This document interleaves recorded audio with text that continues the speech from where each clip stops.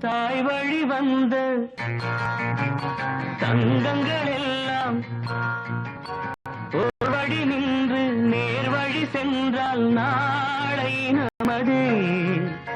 காலங்கள் என்னும் சோலைகள் மலர்ந்து காய்கனியாகும் நமக்கென வளர்ந்து நாளை நமதே